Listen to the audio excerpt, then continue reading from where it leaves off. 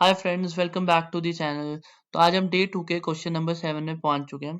तो question number 7 ये remove duplicate elements from the array. ठीक है। तो ये question basically what a fix में पूछा गया था। ठीक है।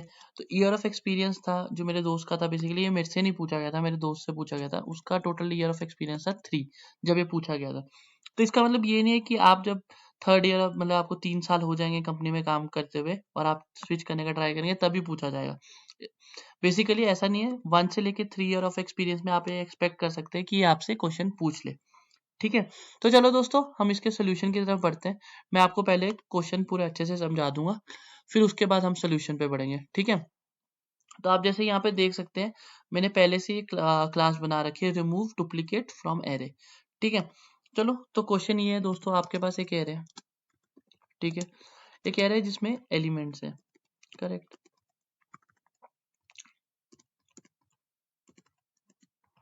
6। ठीक है। तो अगर आप यहाँ पे इस एरे में देख सकते हैं, इस एरे में आपको 5 और 6 डुप्लीकेट एलिमेंट दिख रहे हैं। करेक्ट। डुप्लीकेट का मतलब क्या हुआ? बेसिकली जो एलिमेंट एक से ज्यादा बार आ रहा है।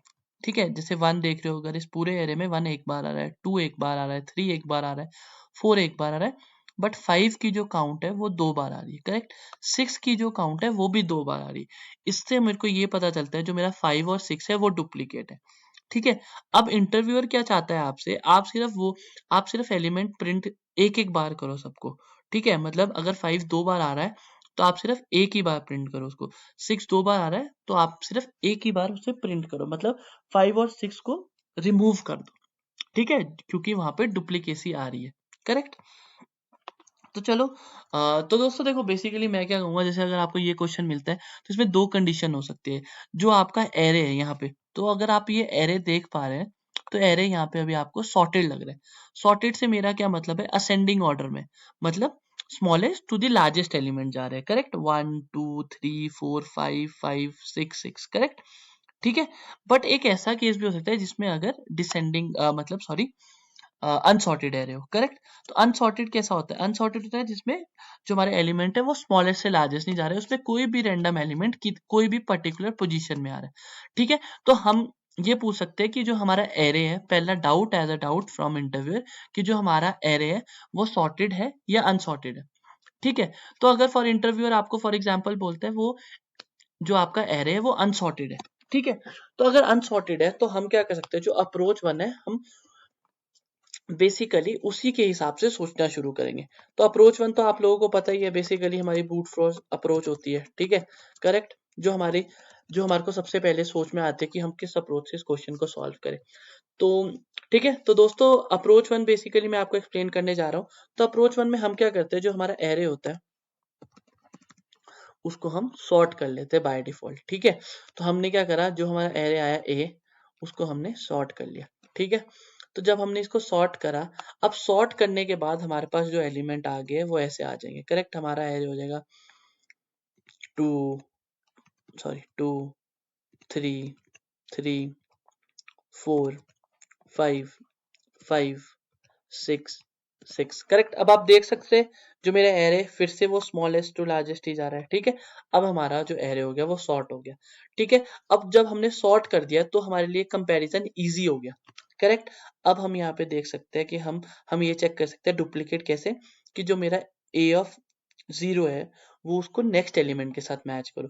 जिस पोजीशन पे आप हो उसको अपने नेक्स्ट एलिमेंट के साथ मैच करो और देखो अगर वो सेम तो नहीं है। अगर वो सेम नहीं है तो इसका मतलब वो एलिमेंट रिपीटेड नहीं है। बट अगर वो सेम है तो वो एलिमेंट रिपीटेड है। करेक्ट। अगर जो एलिमेंट रिपीटेड है तो हम क्या कर सकते हैं, उसको स्किप कर सकते हैं और उसके अगले एलिमेंट में जा सकते हैं दोस्तों। करेक्ट। ठीक है। तो चलो मैं इसका लिख रहा हूँ लॉजिक। ठीक है।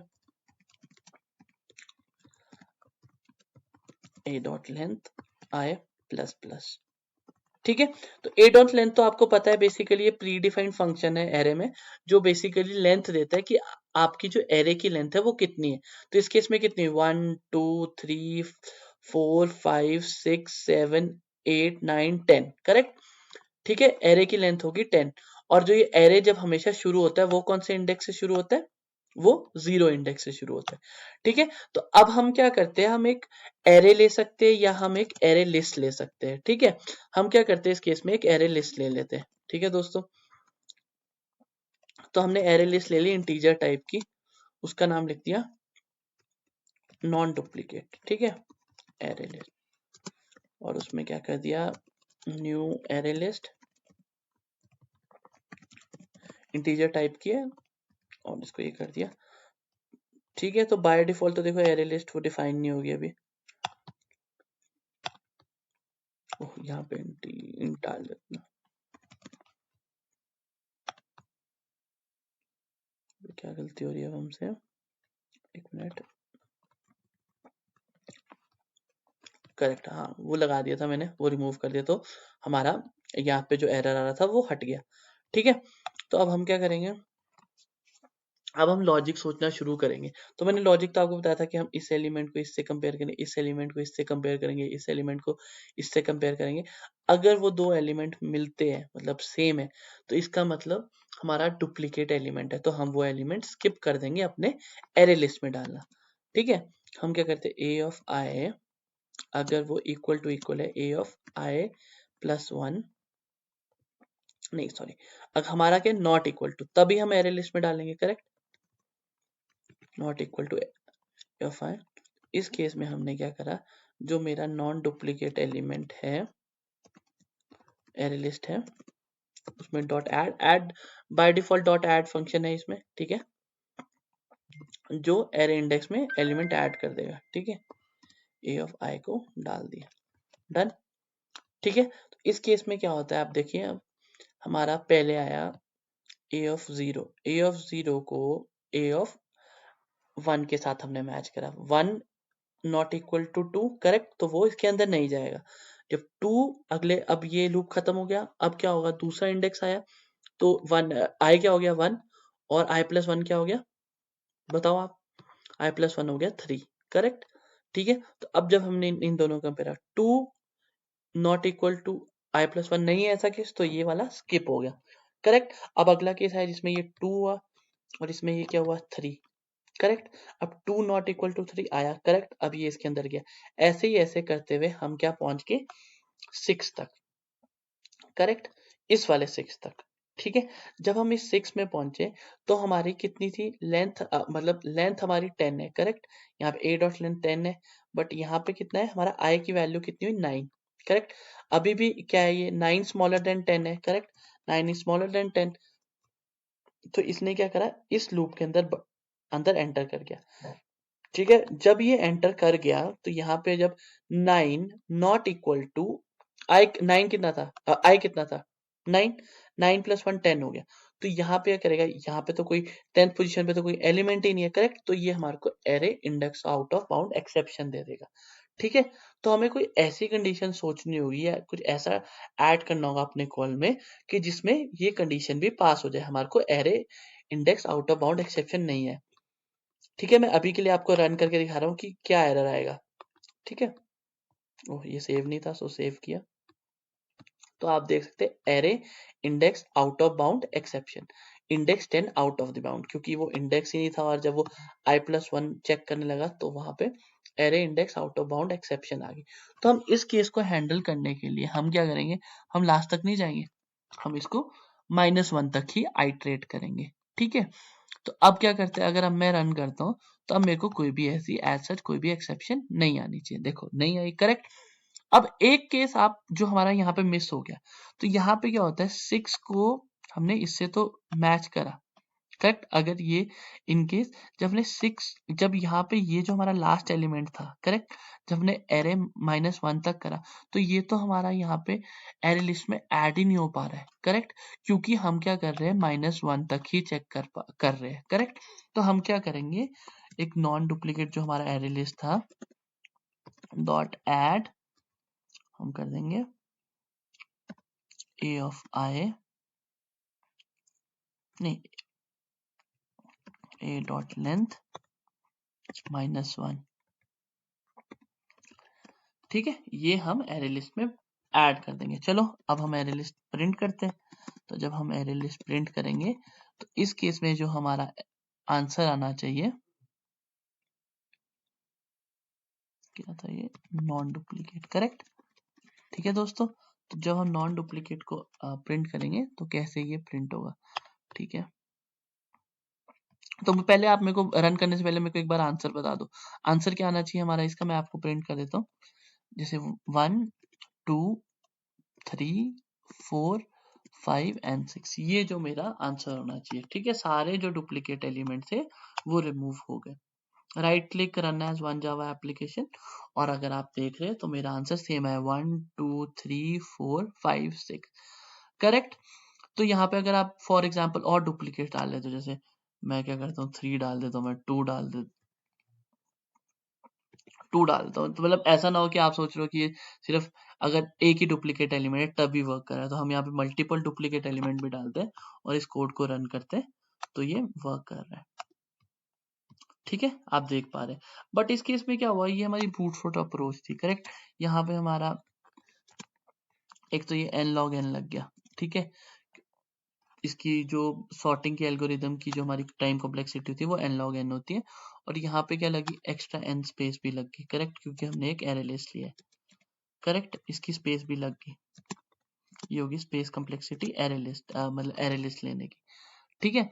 और फिर इसके बाद अगला क्या है, जो यहाँ पे ये n आइट्रेशन फिर से हुई, तो ये टाइम कॉम्प्लेक्सिटी फिर से हमारी n होगी, तो इससे क्या होगा, हमारी टाइम कॉम्प्लेक्सिटी काफी ज्यादा होगी, ठीक है। तो इंटरव्यू बोलेगा कि आप कोई और अप्रोच सोचो या कोई और इनबिल्ट फंक्शन सोचो जिससे आप ये इम्प्लीमेंट कर सकते हो, ठीक है। तो अब हम दूसरी अप्रोच में आते हैं दोस्तों, ठीक है। तो मेरी ये जो अप्रोच 2 है वो बेसिकली हमारे कलेक्शन के अंदर एक चीज होती है सेट, ठीक है। तो सेट क्या बेसिकली करता है, सेट कभी भी नॉन डुप्लीकेट जो एलिमेंट होते हैं ना वो एक्सेप्ट ही नहीं करता है, ठीक है। तो अब हम जो ये जा रहे हैं, हम क्या करेंगे, एक हैश सेट लेंगे ऑफ इंटीजर ही लेंगे, करेक्ट, ठीक है। hm ले लिया इक्वल टू न्यू,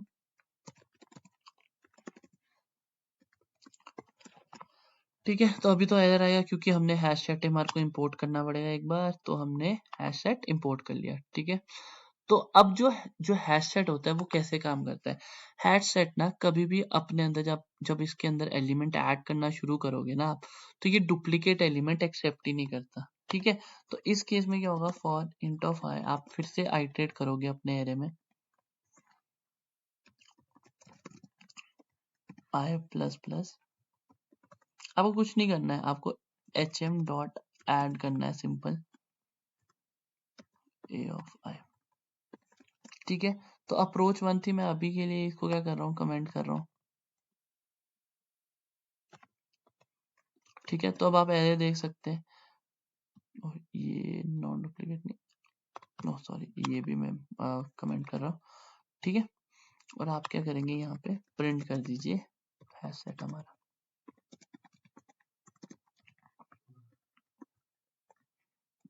अच्छा, ठीक है। तो अब आप क्या कर सकते हैं, यहाँ पे देख सकते हैं कि जो हमारे डुप्लीकेट एलिमेंट होंगे वो डायरेक्टली रिमूव हो जाएंगे, देख रहे हो।